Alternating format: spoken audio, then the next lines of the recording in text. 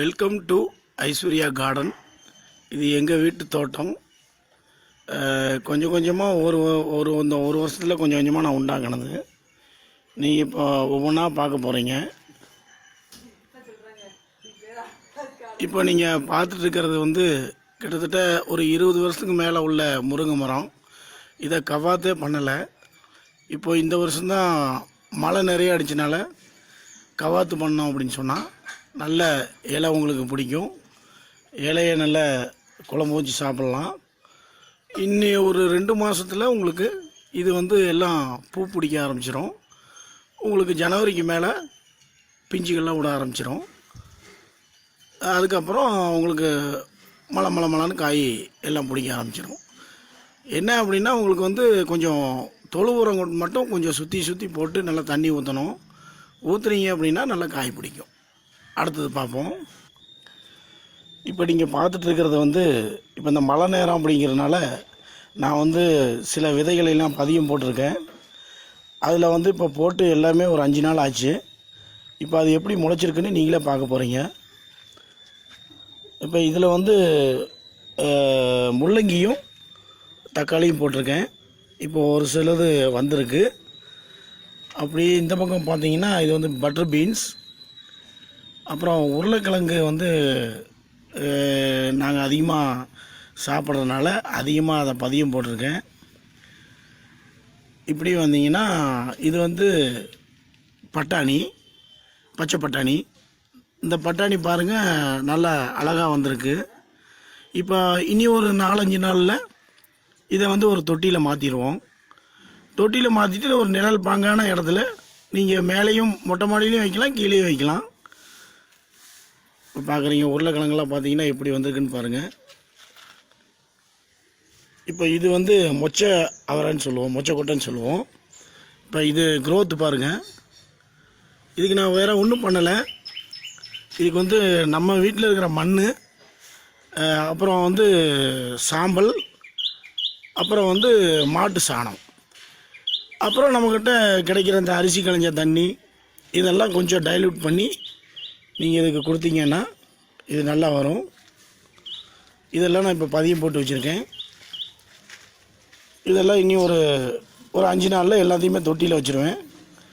அதுக்கப்புறம் நான் ஒரு வீடியோ உங்களுக்கு இது வளர்ந்ததுக்கப்புறம் எப்படிங்கிறத நான் வீடியோ போடுறேன். இப்போ என் மற்ற தோட்டத்தில் இருக்கிற செடிகளை இப்போ பார்க்கலாம். இப்போ நீங்கள் பார்த்துட்ருக்கிறது பீர்க்கங்காய். இதேமாரி தான் நான் ஒரு முன்னே நீங்கள் பார்த்தது போல் ஒரு காப்பி டம்ளரில் பதியம் போட்டு எடுத்து இப்போ நான் வேறு மாற்றி வச்சுருக்கேன். முடிஞ்சளவு கொடி வகைகளை நீங்கள் பதியம் போட்டு எடுத்து வச்சிங்கன்னா நல்லா க்ரோத் இருக்கும். இப்போ பார்த்தீங்கன்னா ஏற்கனவே ஒரு பழைய முருங்கை மரத்தில் தான் நான் இப்படி கட்டி விட்ருக்கேன். இது அப்படியே மேலே போய் ஒரு சைடில் நீங்கள் ஒரு பந்தல் போட்டு விட்டிங்கன்னா அது போயிடும். அடுத்தது இது முல்லை செடி, ஜாதி முல்லை. இப்போ இதுவும் வச்சு கிட்டத்தட்ட ஒரு 2 மாதம் இருக்கும். இப்போ இது பார்த்தீங்கன்னா நல்லா எந்த அளவுக்கு வளர்ந்துருக்குங்கிறது உங்களுக்கு தெரியும். பாருங்கள், இது அப்படியே மொட்டை மாடிக்கு மேலே ஏற்றி விடுற மாதிரி நம்ம செட் பண்ணிட்டோம்னா நல்லா வளரும். பூவும் நல்லா நிறைய கிடைக்கும். இது நாட்டு கொய்யா. இந்த கொய்யாவை பாருங்கள், நல்லா சின்னதாக இருந்தாலும் நல்லா டேஸ்ட்டாக இருக்கும். இது நல்லா வளர்ந்துருக்கு. இது அடுத்தது இனி பூ பூத்து நமக்கு கனிகளை கொடுக்கக்கூடியது. கொய்யா எப்போவுமே உடம்புக்கு ரொம்ப நல்லது. இந்த கொய்யா இலையிலும் கூடி நம்ம ஒரு டீ போட்டு குடித்தா ரொம்ப, அதாவது சுகர் ரொம்ப கண்ட்ரோல் ஆகுன்னு சொல்கிறாங்க. ரொம்ப நல்லது. கண்டிப்பாக ஒவ்வொரு வீட்லேயும் இந்த கொய்யா இருக்கணும்னு நான் நினைக்கிறேன். இது மணத்தக்காளி கீரைன்னு சொல்கிறது. இதுவுமே ஒவ்வொரு வீட்லேயும் கண்டிப்பாக இருக்கணும். இப்போ எங்கள் வீட்லேயும் இருக்குது. நான் அடிக்கடி இதை கீரையாக பறித்து சமைச்சு சாப்பிடுவேன். இதில் ஒரு தக்காளி மாதிரி ஒரு சின்னதாக ஒன்று வரும். அது ரொம்ப டேஸ்ட்டாக இருக்கும். பச்சையிலேயே சாப்பிட்லாம் நீங்கள். இது ரொம்ப நல்லது, ஹெல்த்தியானது. இப்போ நீங்கள் பார்க்குறது இந்த கடைகளெல்லாம் பார்த்தீங்கன்னா அலங்காரத்துக்கு பின்னாடி வச்சுருப்பாங்க, பூவுக்கு பின்னாடி. நம்மளும் இதை வீட்டில் வச்சுட்டோம் அப்படின்னு சொன்னால் ஒரு ரோஸுக்கு பின்னாடி ஒரு 2 இலையை வச்சோம்னா பார்க்குறதுக்கு பெண்களுக்கு ரொம்ப அழகாக இருக்கும். இப்போ நீங்கள் பார்க்க போகிறது இது அன்னாச்சி பழம். அன்னாச்சி பழம் வந்து நம்ம முழுசாக கடையில் வந்து வாங்கினோம் அப்படின்னா அந்த அன்னாச்சி பழம் கொண்டையோடு கொடுப்பாங்க. அந்த அன்னாச்சி பழத்தை நம்ம சாப்பிட்டு மிச்சம் மேலே இருக்கிற அந்த கொண்டையை நம்ம வந்து சில இலைகளை மட்டும் கீழே இருக்கிறத தவிர்த்துட்டு இதை வந்து நீங்கள் தண்ணியில் ஒரு டம்ளரில் நீங்கள் ஒரு 5 அல்லது 10 நாளுக்குள்ளே ஊற வச்சு அப்படின்னீங்கன்னா இதுலேருந்து கீழேருந்து வேர் வரும். இந்த வேரோடு நீங்கள் மண்ணில் தொழு உரம் போட்டு இதை நீங்கள் மூடி வச்சிட்டிங்கன்னா போதும். இது பயிர் காலம் கொஞ்சம் ஜாஸ்தி தான், பட் இருந்தாலும் உங்களுக்கு வந்து ஒரு கிட்டத்தட்ட ஒரு 20 மாதத்துக்குள்ளே முழுமையான பயிர் உங்களுக்கு கிடைக்கும். இது வந்து காய் வந்து பூ முதல்ல வந்து அப்புறம் காய் பழம் அதெல்லாம் வெளியே தான் தெரியும். அதனால் என்ன வளர்ச்சிங்கிறது நமக்கு நல்லா தெரியும். இது நான் இப்போ பதியம் போட்டு 10 நாள் ஆகுது. இப்போ ஊனி இது வந்து விதைச்சது நேற்று தான். இப்போ நீங்கள் பார்க்குறது வந்து நார்த்தங்காய். இந்த நார்த்தங்காய் வந்து ரொம்ப ஃபேமஸ். எப்படின்னு கேட்டிங்கன்னா இது வந்து இங்கே எல்லாருமே கேட்டு வாங்குவாங்க. எலுமிச்சம்பழம் சைஸில் இருந்தாலும் சிலது பெருசாக இருக்கும். நீங்கள் பார்க்குறீங்க. இது அறுவடையெல்லாம் முடிஞ்சிருச்சு. இனி அடுத்த ஸ்டேஜுக்கு தான் இனி இது வந்து ஊறுகாய் ரொம்ப சூப்பராக இருக்கும். இது வந்து கசப்பே இல்லாதது. நீங்கள் பார்க்குறீங்க, காயெல்லாம் பார்க்குறீங்க, பிஞ்சா போட்டிருக்கு நிறையா. இது நல்லாயிருக்கும். இது நார்த்தங்காய். நீங்கள் வந்து இது வந்து விதை போட்டு தான் வைக்கணுங்கிறதில்ல, நீங்கள் வந்து குச்சை ஒரு பதியம் போட்டு கூடி நீங்கள் உண்டு பண்ணலாம். கண்டிப்பாக நார்த்தங்காய் வந்து இருக்க வேண்டியது. இப்போ இது பார்த்திங்கன்னா மல்லிகைப்பூ செடி. நாங்கள் வந்து மொட்டை மாடி போகிறதுக்கு கீழே ஸ்டேர்கேஸ் கீழே தான் வளர்த்துருக்கோம். இதுவுமே ரொம்ப அருமையாக வந்திருக்கு.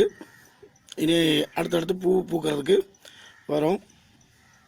இப்போ பார்த்திங்கன்னா தொட்டியில் வெத்தலை வச்சுருக்கோம். இதுக்கடுத்து தண்டுக்கீரை. இது தண்டுக்கீரை நாங்கள் வீட்டில் வாங்கினது தான்.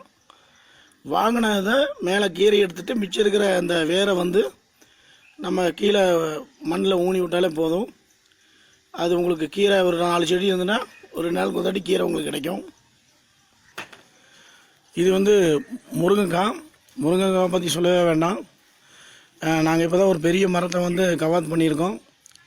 இந்த தெருவே எல்லோரும் வந்து கேட்டு வாங்கி சாப்பிடுவாங்க. ரொம்ப நல்லாயிருக்கும், டேஸ்ட் நல்லாயிருக்கும். கீரை அதை விட பெஸ்ட்டு. இரும்பு சத்து நிறையா இருக்குது இதில். கண்டிப்பாக வந்து நம்ம வந்து முருங்கைக்கீரையை சாதாரணமாக நினைக்கிறோம், அப்படிலாம் கிடையாது.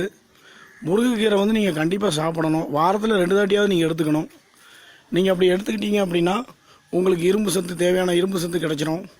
நோய் எதிர்ப்பு சத்து, இன்றைக்கெல்லாம் வந்து டெங்கு காய்ச்சல்னு சொல்கிறாங்க. சின்ன பிள்ளைங்கள்லாம் சின்ன சளி காய்ச்சலுக்கு அவங்களால தாங்க முடியறதில்ல. பட் இந்த இரும்பு சத்தான கீரையை நீங்கள் வந்து கண்டிப்பாக குழந்தைகளுக்கு கொடுக்கணும்.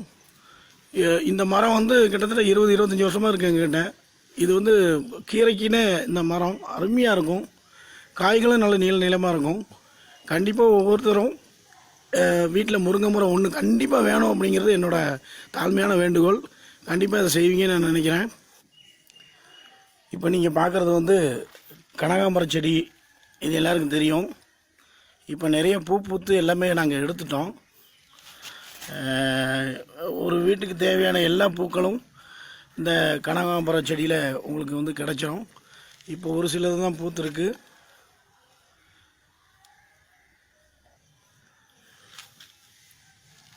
இது வந்து நொச்சியலைன்னு சொல்கிறது. இது வந்து மருத்துவ குணம் வாய்ந்தது.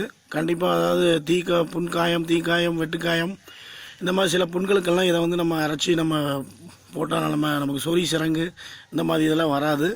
கண்டிப்பாக இதுவும் ஒவ்வொரு வீட்லேயும் இருக்கணும். குப்பைமேனி இப்படி எல்லாமே இருக்கிறது நல்லது. இப்போ நீங்கள் பார்க்குறது வந்து எலுமிச்சை. இந்த எலுமிச்சையை வந்து நான் ரொம்ப வருஷத்துக்கு முன்னாடி வாங்கினது தான். எனக்கு சரியாக ஆரம்பத்தில் எப்படி வளர்க்குறது, எப்படி இது உரம் போடுறதுங்கிறதுலாம் எனக்கு தெரியாது. ஆனால் இப்போ வந்து நான் நிறைய யூடியூப்பு இதெல்லாம் பார்த்து நிறைய கற்றுக்கிட்டேன். எல்லாமே வாழ்க்கையில் கற்றுக்கிறது தானே. அதனால் இப்போ இது நல்லா காய் பிடிச்சிருக்கு. இனி அடுத்த வருஷம் இது நல்லா நிறைய காய் கொடுக்கும் அப்படின்னு நான் நம்புகிறேன். பாருங்கள், எதுவுமே நம்ம என்ன சாப்பிட்றோமோ அதே மாதிரி தான் இந்த செடிகளுக்கெல்லாம் உயிர் உண்டு. இதை நீங்கள் டெய்லி காலையில் ஒரு மணி நேரம் இது கூட நீங்கள் வந்து பேசுனீங்கன்னா அதுக்கும் ஒரு சந்தோஷமாக இருக்கும். அதுவும் நல்லா வளர்கிறது நம்ம கண்கூடி பார்க்கலாம். மன அழுத்தம் ரொம்ப ரொம்ப கம்மியாகும். நான் வந்து வீட்டில் மீன் ஜீவராசிகளை வளர்க்கணுன்னு ரொம்ப ஆசைப்பட்றேன். கண்டிப்பாக மன அழுத்தம் உங்களுக்கு கம்மியாகும்.